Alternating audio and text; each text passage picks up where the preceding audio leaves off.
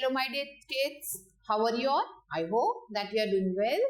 So, children, I am back again with the Acknowledge series by Amit Publishing House. My name is Vandana and we are doing Book 8. Children, this is your SST book and the name of the book is Time Travelers, Unraveling Histories, Mysteries. So, children, today we are going to start with chapter number 6 of your book, and the name of the chapter is Education and British Rule. So let's start with the chapter. Here you can see there are few pictures given here. What differences do you find between ancient education system and the modern education system? So आपको जो first picture दिख रही है वहां पे ancient education system को बताया जा रहा है, बट यहाँ जो दूसरी पिक्चर है वहां पे आज की मॉडर्न एजुकेशन की बात हो रही है. So you have to write any 5 differences here. 5 differences आपको लिखने हैं. The Indian educational system has been evolving since the British period. British period से ये चल रहा है, in progress है, and particularly at the high school level. In the 1915s, the senior Cambridge examination gave way to the Indian school certificate examination. So 1950 में जो senior Cambridge examination था उसने जो है आईसीएसई बोर्ड को आप कह सकते हो कि एग्जिस्टेंस में वो लेके आए. Administration by the council of Indian school certificate which is CISCE. Simultaneously, the Central Board of Secondary Education CBSE began consolidating its position. और सेम टाइम पे उसी टाइम पे जो सीबीएसई था उसने अपने पोजीशन को वहां पे स्टैब्लिश कर दिया. In the course of time states across the country came up with their own boards to provide quality education.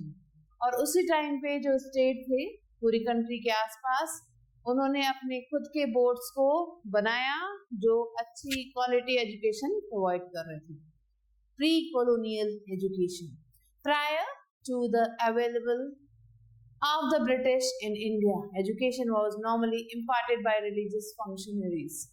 So, Britishers के आने से पहले जो education थी वो normally दी जाती थी in religious functionaries के द्वारा. पाठशालास managed by Pandits and Brahmins were there to impart elementary education. यहाँ पे बहुत सारे पाठशाला बने थे जो पंडित्स जो है मैनेज करते थे, ब्राह्मण्स मैनेज करते थे, जिसमें जो बच्चे थे उन्हें एलिमेंट्री एजुकेशन दी जाती थी. तो Hindu students while tols were for higher education. So जो हिंदू स्टूडेंट्स थे उन्हें एजुकेशन दी जाती थी और टोल्स देना पड़ता था for higher education. There was often no fix school building. वहां पे उस टाइम पे कोई भी फिक्स्ड स्कूल बिल्डिंग नहीं हुआ करती थी. Teaching happened either under a tree or in the temple or in the teacher's house. So यहाँ पे जो टीचिंग होती थी इस टाइम पे या तो वो किसी ट्री के नीचे होती थी या किसी टेम्पल में होती थी या फिर किसी टीचर के हाउस में होती थी. There was no fixed fee and the entire community supported the teachers or paid their fees. So इस समय कोई भी फिक्स्ड फीस नहीं हुआ करती थी और जो भी कम्युनिटी थी वो टीचर्स को सपोर्ट करती थी और उन्हें अच्छी फीस देती थी. The language of instruction was Sanskrit and the education was restricted to only young men of the higher classes caste. So इस टाइम पे जो लैंग्वेज थी जिससे बच्चों को जिस लैंग्वेज में बच्चों को पढ़ाया जाता था वो था संस्कृत और जो एजुकेशन थी वो सिर्फ हाई क्लास के लोगों के लिए ही थी. Girls usually did not have access to any education. और इस टाइम में गर्ल्स के लिए एजुकेशन नहीं था. The subject matter, law, religious, astronomy, logic, literature and learning was biased on traditional text. So ये सारी चीजें जो है इफेक्ट करती थी जो भी ट्रेडिशनल उस समय का टाइम था उसके अकॉर्डिंग ये सारी चीजें हुआ करती थी. Rote learning was preferred. उस समय जो है रटना जो है प्रिफर किया जाता था. लोग बच्चे रटा करते थे चीजों को. And students were expected to memorize traditional knowledge and ancient scriptures. So उस समय जो बच्चे थे उन्हें जो भी ट्रेडिशनल नॉलेज थी या जो भी एंशिएंट स्क्रिप्चर्स थे उन्हें जो है लर्न करना था उन्हें, मेमोराइज करना था, रटना था उन सारे चीजों को। There were no printed text books, उस टाइम पे कोई भी प्रिंटेड टेक्स्ट बुक्स नहीं थे। For Muslims maktabs were for elementary education, Muslims के लिए उस समय मकतब्स थे। And while madrasas imparted higher education, so जब मुस्लिम्स को एलिमेंट्री स्कूल में जाना होता था तो वो मकतब्स में जाते थे, लेकिन जब हायर एजुकेशन चाहिए था उन्हें तो वो मदरसाज में जाया करते थे। The language of instruction was usually Persian और अरेबिक, और यहाँ पे जिस लैंग्वेज में उन्हें पढ़ाया जाता था वो था पर्शियन या फिर Arabian. And once again, it was traditional knowledge that was made available to the students. और इस समय जो नॉलेज थी वो ट्रेडिशनल नॉलेज थी जो सिर्फ स्टूडेंट्स के लिए ही अवेलेबल थी। Instructions began with the child writing the letter of the alphabet in sand. So इस समय जो है बच्चे जो है अल्फाबेट्स को सैंड पे लिखा करते थे। With a finger were well trained. He began writing on a wood slate smeared with rice paste and pulverized charcoal. So बच्चे जो है अपनी फिंगर्स से उनको फिंगर मूवमेंट्स उन्हें ट्रेनिंग दी जाती थी, और वो जो है वुडन स्लेट पे लिखना उन्होंने स्टार्ट कर दिया राइस के पेस्ट से या फिर चारकोल से। Another variety of slate was made from cloth stiffened with rice water. So दूसरा वैरायटी जो है स्लेट का जो दूसरा वैरायटी वो क्या था, कपड़े को जो है अच्छे से राइस वाटर में स्टिफ मीन्स कड़क कर दिया जाता था, एंड कवर्ड विद चारकोल, और चारकोल से उसे ढक दिया जाता था, एंड सेवरल गम्स, और बहुत सारे गम लगाए जाते थे। A pencil made of white clay was used to write on the slate, और एक पेंसिल बनाई जाती थी जिसे व्हाइट क्ले से बनाया जाता था जिससे उस स्लेट पे लिखा जाता था। The writing could be wiped off with a wet cloth, और अगर गीले कपड़े से इसे पोंछा जाए तो ये अच्छे से वाइप आउट हो जाता था। These were inexpensive materials made locally by the pupils' parents. So ये जो मटेरियल थे जिनसे ये बोर्ड्स बनाए जाते थे, स्लेट्स बनाए जाते थे, बहुत ही ज्यादा इनएक्सपेंसिव थे जो इन बच्चों के ही पेरेंट्स बनाया करते थे, या फिर इनके नेबर्स बनाते थे, या जो इनकी जो ओल्ड प्लेमेट्स हैं वो बनाया करते थे। After learning the letters, the pupil proceeded to learn consonant, vowel sign, the name of birds, trees, etc., and then began arithmetic with starting the counting of numbers went up to fraction. So ये जो बच्चे यहाँ पे पढ़ा करते थे तो इन्होंने बहुत सारी चीजें पढ़ी, जैसे कि कॉन्सोनेंट क्या होता है, वॉवल साइंस क्या क्या है, बर्ड्स के नेम, ट्रीज के नेम। इसके साथ इन्होंने मैथमेटिक्स भी स्टार्ट कर दिया जिसमें इन्होंने काउंटिंग सीखी, फ्रैक्शन सीखा, मेजरमेंट ऑफ कैपेसिटी, एरिया और वेट सीखा, और भी बहुत सारी चीजें सीखी। Overall it seems that there was a system of community based elementary education system across India before the colonial period. So ऐसा देखा जा रहा था कि यहाँ पे एक सिस्टम था जो कम्युनिटी बेस्ड सिस्टम था, जो एलिमेंट्री एजुकेशन देता था बच्चों को पूरे इंडिया, पूरे across India before this colonial rule. Now the Nalanda university was a renowned centre of higher education in India. So इस टाइम पे जो नालंदा यूनिवर्सिटी है वो बहुत ज्यादा जानी पहचानी यूनिवर्सिटी हुआ करती थी जहाँ पे हायर एजुकेशन आपको मिल सकती थी, and it was established in the early 5th century CE, और ये 5th century में एस्टैब्लिश हुई। It is one of the oldest universities in the world, और यूनिवर्सिटी जो है सबसे ज्यादा पुरानी है पूरे वर्ल्ड में। English system of education in India. So India में कौन सा इंग्लिश सिस्टम स्टार्ट हुआ? The British came to India as a trading group eventually when they took control of the administration of the country. So जो Britishers थे जब वो India आए वो ट्रेडिंग ग्रुप बन के आए, धीरे धीरे उन्होंने सारा कंट्रोल ले लिया अपने हाथों में, एडमिनिस्ट्रेटिव कंट्रोल ले लिया उन्होंने कंट्री का। They felt the acute need of clerk to maintain records and file, और उन्हें लगा इंडिया आके कि उन्हें क्लर्क्स की बहुत ज्यादा जरूरत है उनकी फाइल्स को बनाने के लिए। It was not viable to get clerks from England for such low paid post. So इतने छोटे पेड पोस्ट के लिए वो इंग्लैंड से क्लर्क्स नहीं ला पा रहे थे. That was when they decided to introduce the English system of education in India. और इसी समय जो इंग्लिश सिस्टम था एजुकेशन का वो इंडिया में इंट्रोड्यूस हुआ. This was to serve the two-fold purpose. So ये जो चीजें थी वो कुछ पर्पस की वजह से की गई. One, there would be rich pool of literate Indians who would be able to discharge the duties of clerk effectively. So जो ब्रिटिशर्स थे, दो कारण है जिसकी वजह से ये किया, ये सिस्टम इंट्रोड्यूस किया.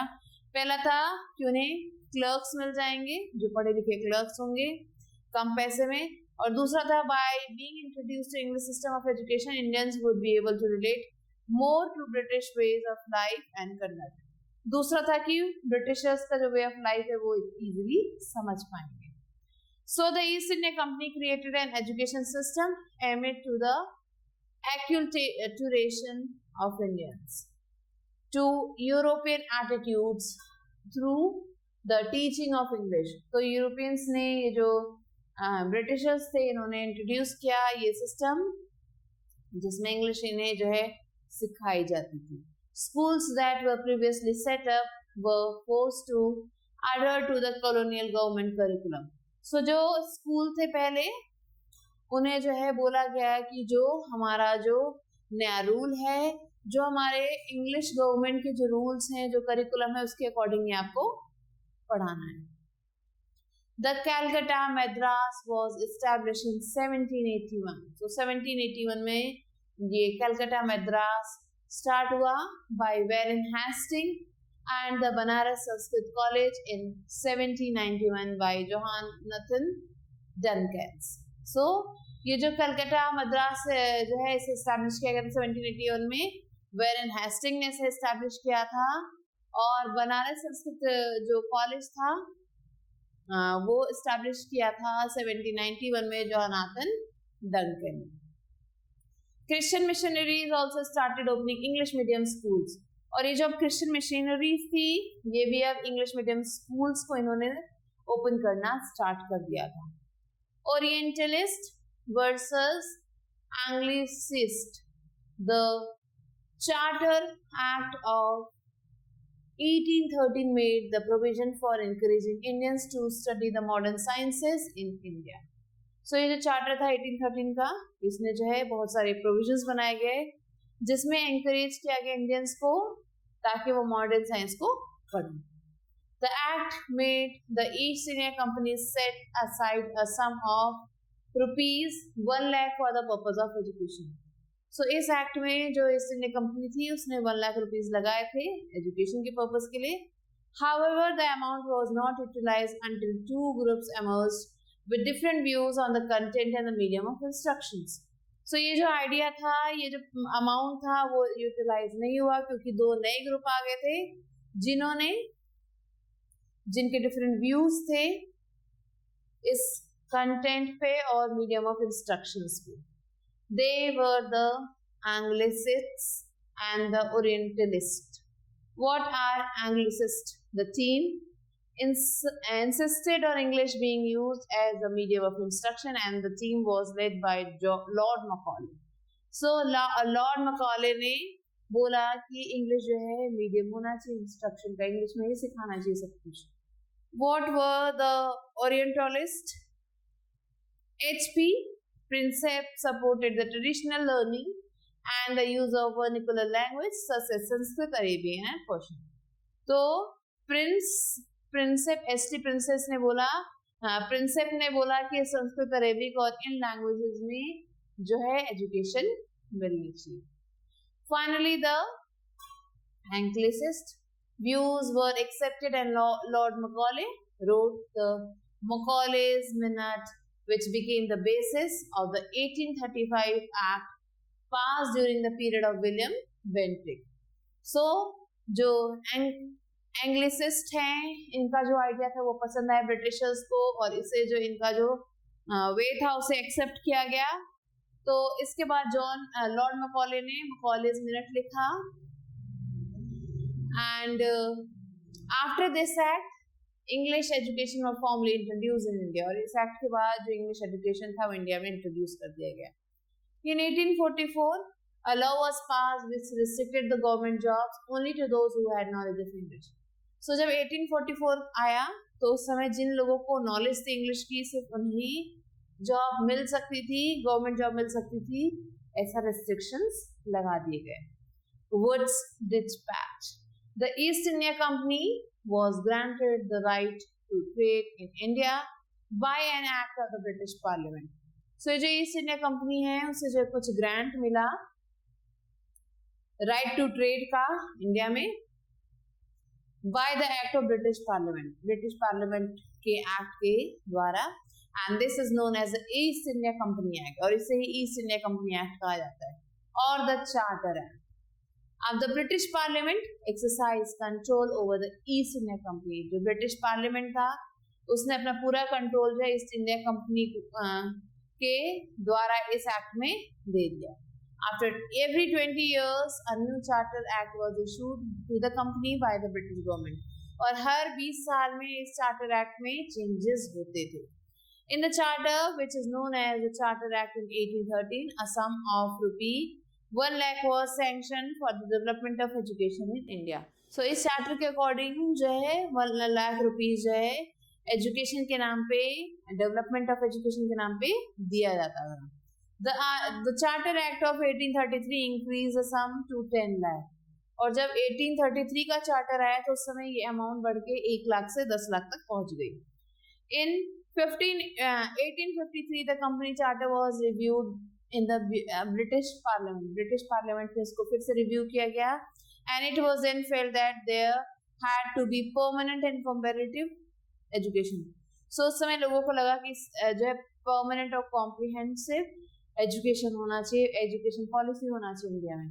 सो a committee was set up by the British Parliament to decide the policy of Indian education.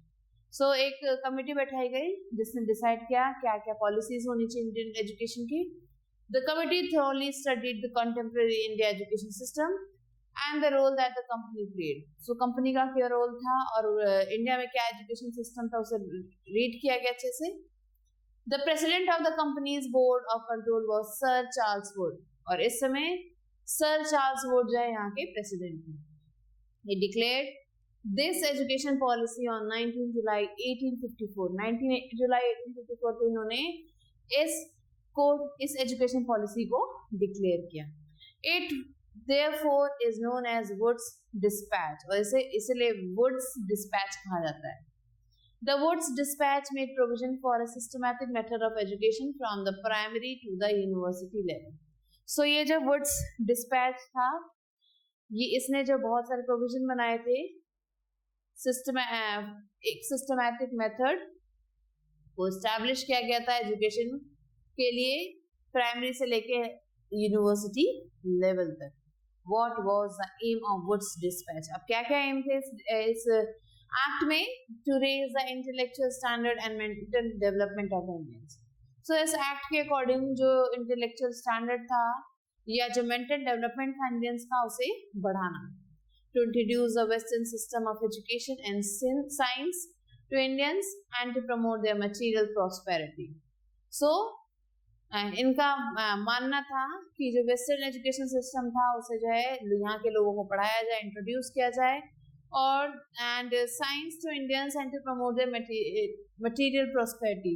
Indians की मटेरियल प्रॉस्पेरिटी को प्रमोट किया जाए, इम्प्रूव किया जाए, और इन्हें जो है different education and related to science should be given to develop the character and morality of Indians along the western system of thought.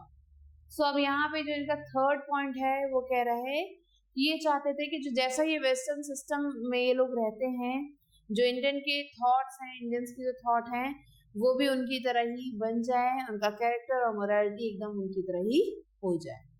To produce proper able workers from the east for the East India company.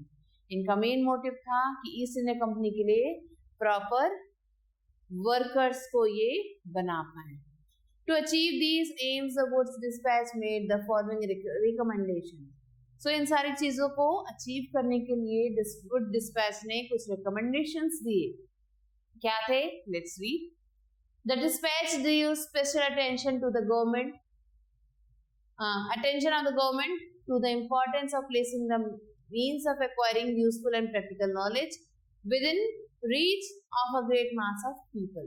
So ये जो dispatch था ये जो है attention लाना चाहता था government का किस चीज की तरफ, importance of placing the means of acquiring useful and practical knowledge. So जो practical knowledge था उसकी तरफ ये attention लाना चाहता था कि कैसे लोग जो है practical knowledge को ले सकते हैं, कैसे वो इनके लिए यूजफुल हो सकता है within the range of mass of people, means ज्यादा से ज्यादा लोग इसकी नॉलेज ले सकें. It declared that the aim of education in India was to impart western education and the medium of instruction of higher education would be English.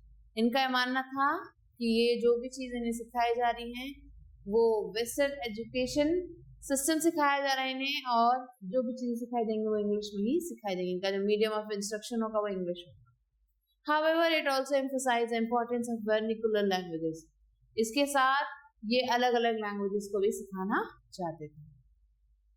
It imposed to set up vernacular schools in villages at a low stage, followed by Anglo vernacular high schools and affiliated colleges at the district level.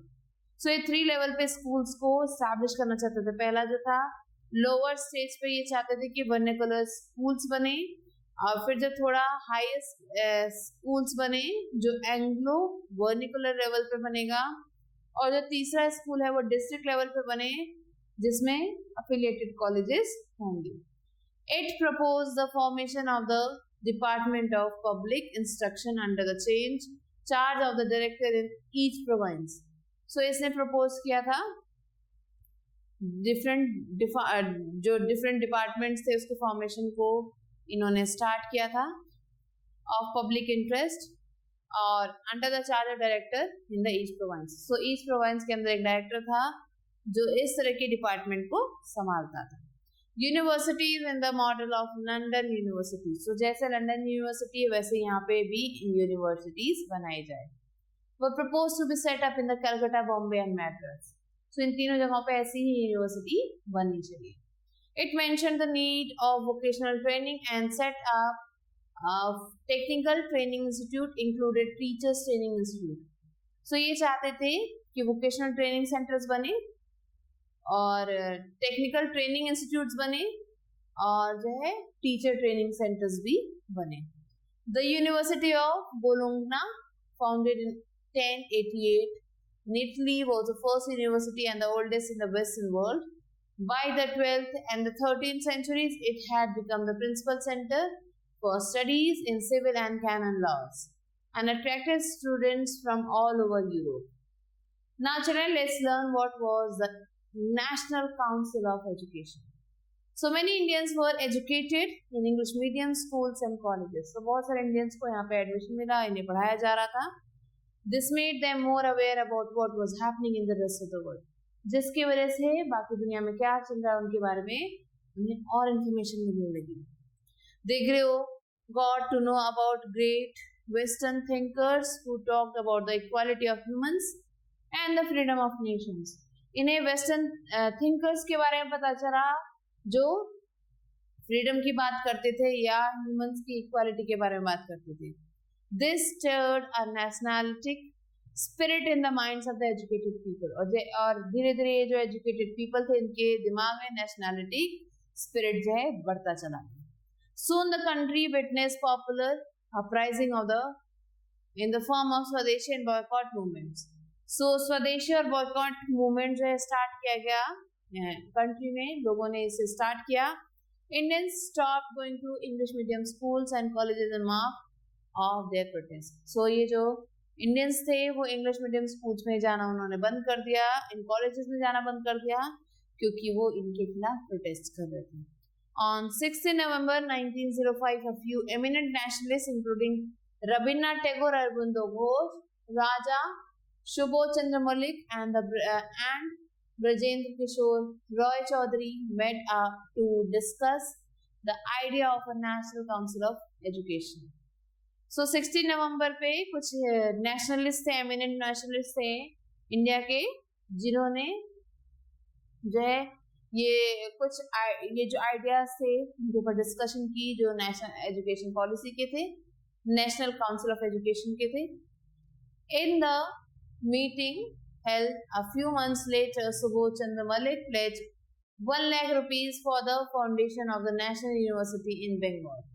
So कुछ महीनों बाद एक meeting में सुबोध चंद्र मलिक जो थे उन्होंने pledge दिया कि वो 1 लाख रुपए जो है एक जो नेशनल यूनिवर्सिटी बनेगी बंगाल में उसकी फाउंडेशन के लिए वो देंगे, which is now Jadav university, जिसे अब जादव यूनिवर्सिटी कहा जाता है.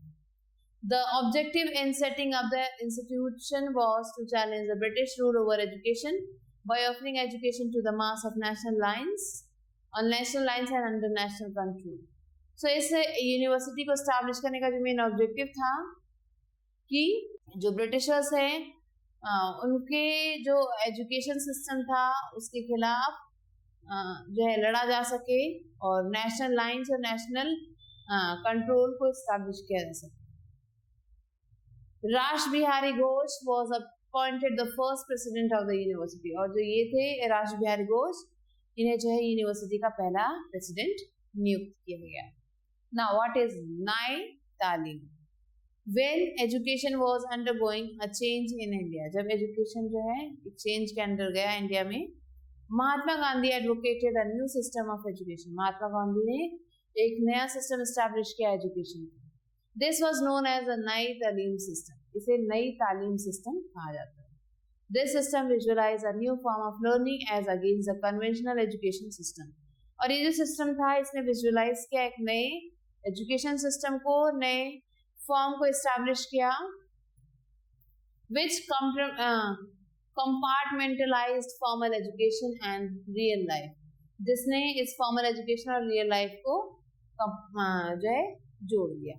The नई तालीम aimed at being bridging this gap and in achieving education through solving problem faced real life.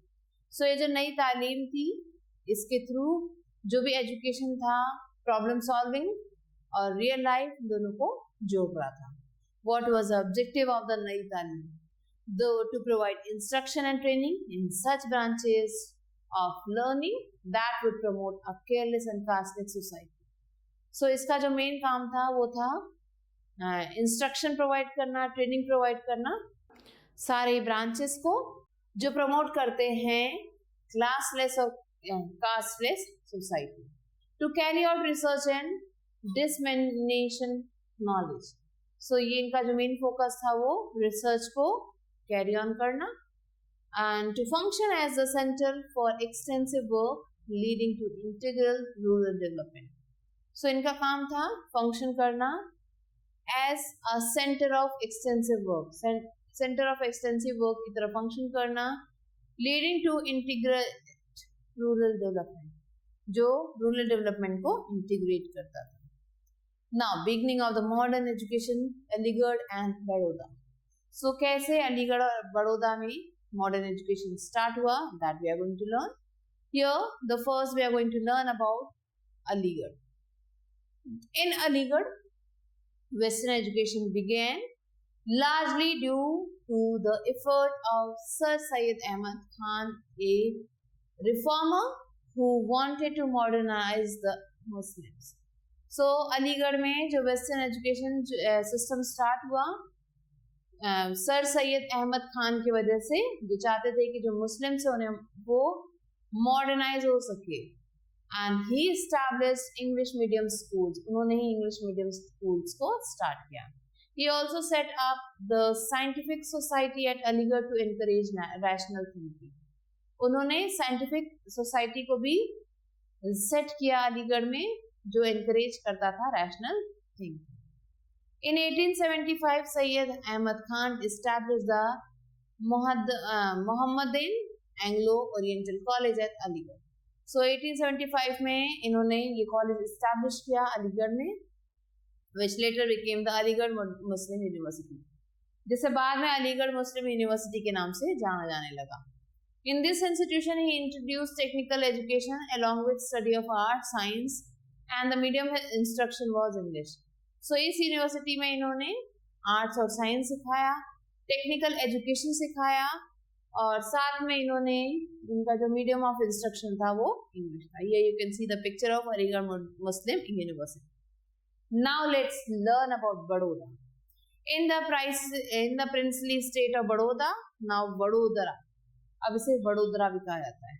There was great progress in education due to the efforts of Maharaja Sayaji Rao Gaikwande III. So यहाँ पे महाराजा सयाजी राव गायकवाड़े का जो भी efforts थे उसकी वजह से ही ये एजुकेशन सिस्टम स्टार्ट हुआ. Sayaji Rao introduced free and compulsory primary education in Baroda. So उन्होंने फ्री और कंपल्सरी एजुकेशन स्टार्ट की बड़ोदरा में. He also established several centers of higher learning such as Vadodara College and Karl Bhavan Technical Institute in the 1880s. So 1880s में इन्होंने बहुत सारे जो है सेंटर्स बनाए, वहाँ पे एजुकेशन के सेंटर्स बनाए. To encourage his people to read, Sayaji Rao, with the help of an American library named M.A. Borden, organized a public library system in Baroda. So वो चाहते थे कि इनके जो भी लोग हैं वो रीडिंग को के लिए एंकरेज हो, वो पढ़ने आए. तो इसके लिए उन्होंने एक अमेरिकन लाइब्रेरियन था उसके साथ तालमेल बिठाया और अपना एक पब्लिक लाइब्रेरी उन्होंने स्टार्ट कर दिया बड़ौदा में. Sayaji Rao planned to establish a university at Baroda for imparting English medium education in arts. So इन्होंने प्लान की एक यूनिवर्सिटी को स्टैब्लिश करने की बड़ौदा में, जिसमें जो है इंग्लिश मीडियम एजुकेशन जो है दी जाती थी आर्ट्स में, साइंस एंड टेक्नोलॉजी में, ओरिएंटल स्टडीज में, फाइन आर्ट्स में और नर्सिंग में. His dream was fulfilled after his death when the Baroda College developed into the Maharaja Sayaji Rao university of Baroda. और इनका जो भी ड्रीम था वो इनकी डेथ के बाद फुलफिल हुआ. अब इस कॉलेज का नाम, बड़ौदा कॉलेज का नाम चेंज होकर महाराजा सयाजी राव यूनिवर्सिटी ऑफ बड़ौदा कर दिया गया. Now children let's learn about Tagore's vision. In 1905 Rabindranath Tagore started a school at Shantiniketan. So 1901 में रविन्द्रनाथ टैगोर ने एक स्कूल स्टार्ट किया था शांति निकेतन में. Tagore's vision was a world where people exist in perfect harmony with nature. So इनका जो मानना था कि वो एक ऐसा स्कूल बनाया जहाँ पे लोग थे जो परफेक्ट हार्मनी के साथ रह सके. एंड इट वाज नेम्ड पाठ भवन, जिसे पाठ भवन भी कहा जाता था. And started with only 5 students, जिसमें सिर्फ 5 बच्चे थे उस समय.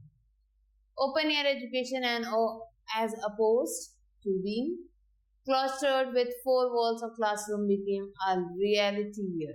और यहाँ पे open air education को अपोज करके एक क्लासरूम था जिसमें पढ़ाया गया.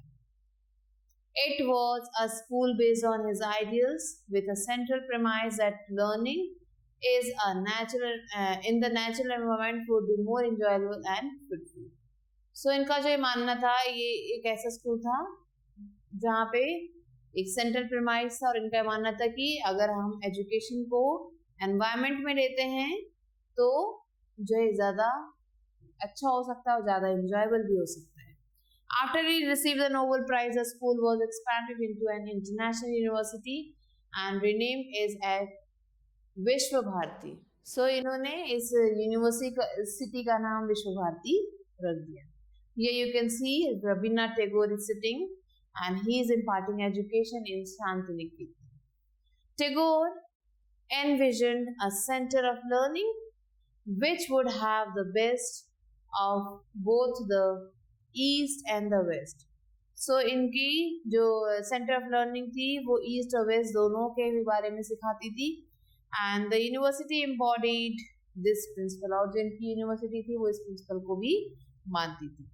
It has 2 campuses. One is at Shantiniketan and the other was at Sriniketan. So इनकी जो यूनिवर्सिटी थी उसके 2 कैंपस थे, एक शांतिनिकेतन और दूसरा था Shriniketan. Sriniketan focuses on agriculture, adult education, village welfare, cottage industries and handicraft. सो जो श्री निकेतन था उसमें इन सब चीजों के बारे में पढ़ाया जाता था, इन सारे फैक्टर्स के बारे में पढ़ाया जाता था. So now children, let's revise what we have learned. Before the arrival of the British, education in India was organized and did not enjoy the support of the state. Lord Macaulay recommended the introduction of Western education in India. Eminent Indian nationalists started the National Council of Education. Mahatma Gandhi started the Nai Talim, which tried to link real life with education. Sir Syed Ahmad Khan established the Mohammedan Anglo-Oriental College in Aligarh in 1875 and it was renamed Aligarh Muslim University in 1920. Now let's do the question answer here. The first question here, the very short is, what were the main features of Lord Macaulay's recommendation? So Lord Macaulay के जो भी recommendations थे उनके क्या क्या features थे, that you have to write. What were the major recommendations of Wood's dispatch? Wood's dispatch के क्या क्या recommendations था, that you have to write. How did the idea of the National Council of Education take place? So जो National Council था वो कैसे, उसका जो idea था वो कैसे आया? What were the main objectives of the British in introducing Western education in India? So here the children, the main objective of the Britishers in introducing the Western education in India was that they wanted clerks at very low wages. And for that, it was not possible for them to import clerks from England at such low wages. So they decided to impart education to the Indians so that they can get the clerks at a very low wage. And also the second motive was that they wanted the people of India to learn the Western culture, how the people in West live. So these were the two main objectives because of which the Britishers introduced Western education in India. What were the special features of Tagore's Shantiniketan? So Tagore के जो शांतिनिकेतन थे उसमें क्या क्या features थे? Now let's move on to the answer in detail. What were the gaps in the traditional Indian system of education that the Western system tried to address? And mention the merits of the new system. So traditional Indian system में क्या क्या gaps थे जो Western Indian system में change करना चाहता था और आपको merits बताने हैं new system के. So children, here the traditional Indian system practiced giving education in the open and it was only imparted for the higher classes and the boys only. Girls were deprived of getting the education, but all this did not happen in the Western system of education. There are some more points, you can write it on your own. What were the views of the Orientalists as against the views of Anglists? Who came up with the idea of Nai Talim का जो idea था किसका था? And what were its objectives? इसकी क्या objectives थे? Do you know the school started by? Do you know of the school started by Rabindranath Tagore? So yes, Rabindranath Tagore started a school which was named as Shantiniketan. And write a brief summary on Sir Syed Ahmad Khan's contribution to education. So Sir Syed Ahmad Khan के क्या क्या contributions था education की तरफ, that you have to write. So children, with this we have completed the chapter. I hope that you have understood it. You have to complete the given exercises and before that you have to read the chapter so that you can easily answer all the questions.